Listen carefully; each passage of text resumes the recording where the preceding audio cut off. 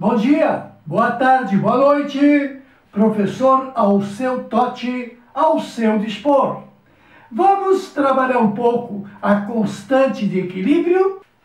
A Universidade Federal do Rio Grande nos apresenta uma questão legal. Para a reação dióxido de nitrogênio, produzido tetróxido de dinitrogênio. Duas moléculas dando uma. Poderíamos chamar essa reação de dimerização. Polimerização é quando as moléculas pequenas se juntando dão uma grande molécula. Aí é uma polimerização. Quando duas moléculas se juntam para dar uma molécula dupla, digamos assim, chama-se duas vezes dimerização. E é de dois gases. Bom, temos que analisar de cara que há uma reação para a direita que se desenvolve com a velocidade V1 e o reverso, a velocidade para a esquerda, que acontece com a velocidade V2.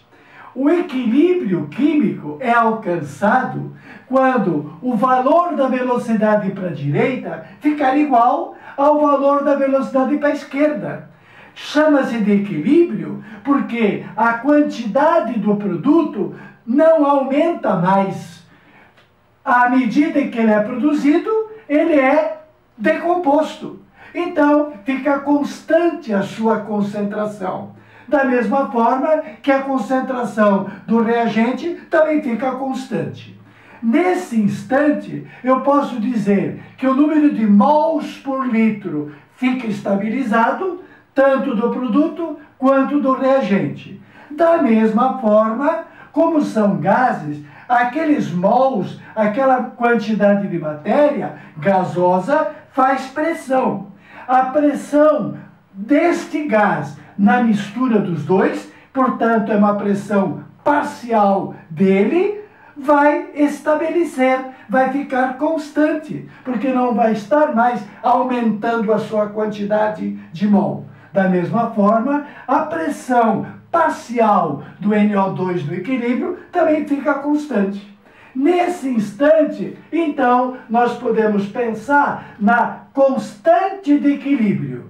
Se a quantidade, tanto em mol por litro, quanto em atmosferas de pressão, fica estabilizado, se fica constante, eu posso falar da constante do equilíbrio. E posso traduzi-la através de Kc e posso traduzi-la através de Kp.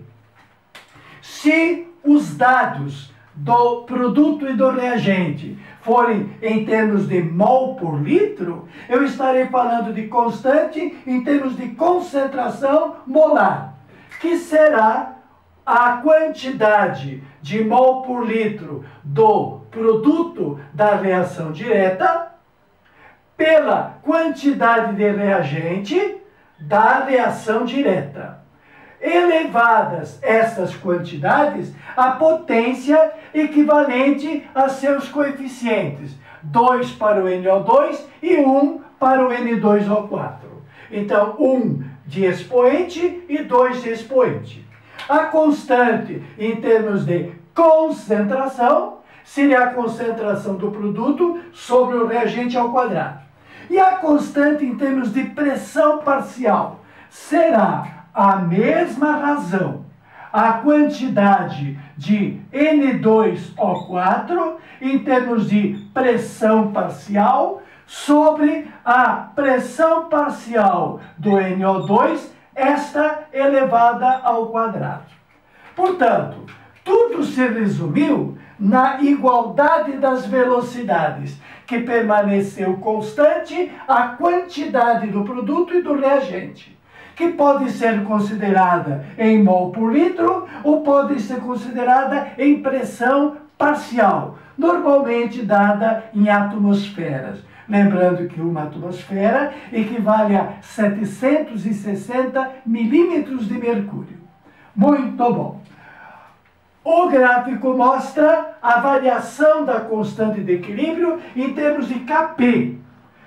com a temperatura absoluta. Então, vamos observar o gráfico. Estamos reparando de que a constante de pressão parcial, este fator, ele estará diminuindo com o aumento da temperatura. E isto temos que reparar de cara.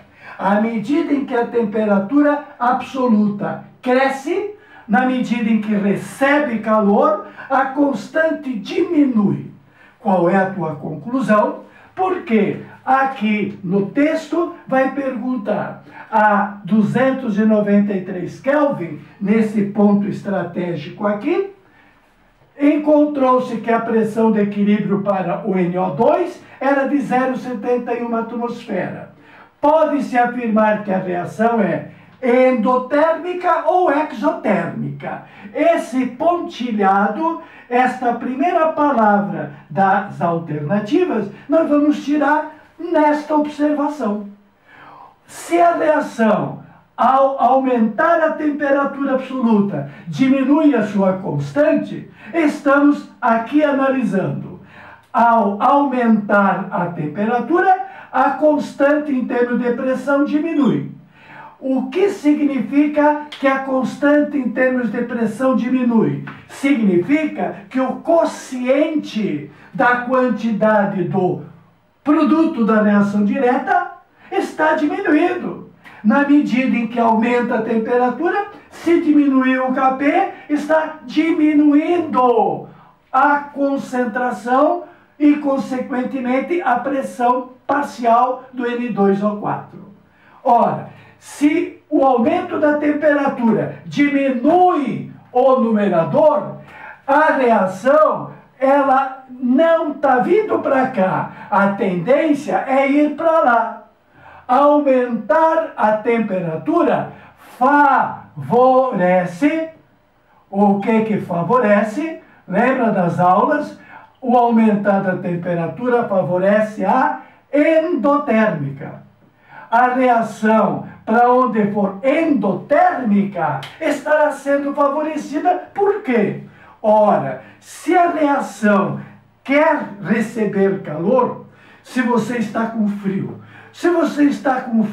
você anda, se quer, ao menos pretende entrar num ônibus com ar-condicionado para tirar mais calor, para você ficar com mais frio? Ou você prefere entrar num ônibus sem ar-condicionado, que, muito pelo contrário, ao invés de tirar calor, te dá calor, porque está quentinho lá dentro. O nosso interesse é procurar o contrário. Estou com frio, procuro calor. Estou com calor, procuro frio. Pois é, aumentando a temperatura, diminuindo o Kp, eu estou diminuindo o N2O4. O aumentar da temperatura favorece o lado endotérmico, e então eu posso afirmar que essa reação é endotérmica para a esquerda. Por que é endotérmica para a esquerda? Porque o aumentar da temperatura está diminuindo a constante em termos de pressão, o que significa estar diminuindo a quantidade de N2O4 e, consequentemente, está aumentando a quantidade de NO2. O aumentar da temperatura que favorece a endo, para onde que é endo? É para a esquerda. Então, o que é para a direita? Para a direita é uma reação do tipo exotérmica. Portanto, pode-se afirmar que a reação, existem duas reações, para a direita e para a esquerda. Mas quando se pede a reação, é a reação direta, de onde tudo começou. Pode-se afirmar que a reação, ela é exotérmica. Portanto, eliminadas as alternativas que falam de ser endotérmica. Temos então agora que definir com a concentração do N2O4 a 293 Kelvin. Então, vamos agora a um outro fator. Está sendo trabalhado a temperatura de 293. A 293, o que eu tenho neste ponto do meu gráfico? eu tenho de que a constante em termos de pressão equivale a 10. Em que unidade? Em atmosferas. E qual é o outro dado que eu tenho? A 293 Kelvin. A 293 Kelvin, eu tenho que a pressão para o equilíbrio do NO2, qual é a pressão sua? A pressão parcial é 0,71 atmosfera. Muito bem, só falta então um detalhe. Se o Kp vale 10, se a pressão parcial do NO2 é 0,71, a única pergunta é: qual é a pressão parcial do N2O4?